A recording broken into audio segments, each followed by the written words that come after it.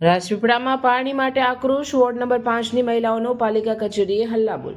નર્મદા જિલ્લાના રાજપીપળા નગરપાલિકા વિસ્તારમાં પાણીની ગંભીર સમસ્યાને લઈને સ્થાનિકોમાં ભારે રોષ જોવા મળી રહ્યો છે. ખાસ કરીને વોર્ડ નંબર 5માં અનિયમિત અને અપૂરતા પાણી પુરવઠાથી કંટાળીને મહિલાઓએ આજે પાલિકા કચેરીએ પહોંચી વિરોધ પ્રદર્શન કર્યું હતું. રાજપીપળાના બાવાગો ટેકરી વિસ્તારમાં છેલ્લા કેટલાક સમયથી પાણી અનિયમિત રીતે છોડવામાં આવે છે. સ્થાનિકોના કહેવા મુજબ પાણી ગંદુ આવતું હોય છે અને તેમાં કબૂતરના પીંછા જેવી અશુદ્ધિઓ પણ જોવા મળે છે. ઉપરાંત પાણીનું દબાણ પણ ઓછું હોવાથી રોજિંદી જરૂરિયાતો પૂરી કરવામાં લોકોને ભારે મુશ્કેલીનો સામનો કરવો પડી રહ્યો છે.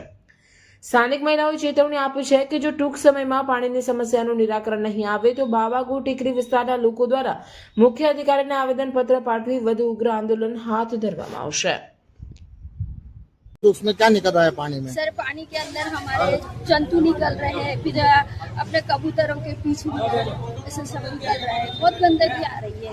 अच्छा, वो खराब पानी पीने से आपके शरीर की और हेल्थ की क्या नुकसानी होती है उसमें? सर बीमार हो रहे, वॉमिटिंग हो रही है. और अगर ये समस्या का निराकरण नहीं हुआ तो आगे आपका क्या? आगे हम और ज्यादा कार्रवाई करेंगे. वो क्या आपका नाम? कलेक्टर ऑफिस जाएंगे. आपका नाम? हमारा नाम शेख सलमान.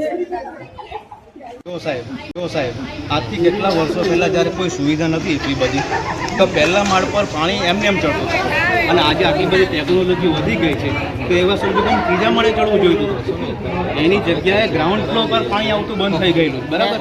હવે મોદી સાહેબના આવ્યા પછી ગામે ગામ જો આટલો બધો વિકાસ થયેલો છે, સાંભળો મારી વાત, ઘરોમાં બધા બે કનેક્શન એવા બધા સાંભળો તો ખરા, આજે કેટલો બધો વિકાસ કર્યો ઘણી સાહેબ. જગ્યાએથી તમારે મોટર લઈ લેવાની. એવું નહીં, વાતો સાંભળો. સમસ્યા તો બધામાં છે. પેલું બી ખાડો છે ને 2 મહિના લગી ખોદી રાખ્યો છે. એટલે અમે કેટલા સમાચારમાં સોસાયટીના આપીને પૂરા વળાયા.